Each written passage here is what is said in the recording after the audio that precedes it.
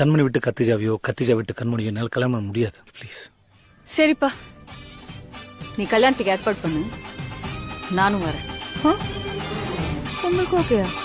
10 மணி பஸ்ல வந்த உனக்கே ஓகேனா 8 மணி பஸ்ல வந்த எனக்கும் ஓகே. இறந்த பழம் உனக்கு தான், செவந்த பழம் உனக்கு தான், குங்கும பூவும் உனக்கு தான், இந்த கொஞ்சம் புறாவும் உனக்கு தான், பால் பழம் உனக்கு தான், பாயாசமும் உனக்கு தான், சந்தனம் உனக்கு தான், சக்கரை பொங்கல் உனக்கு தான்.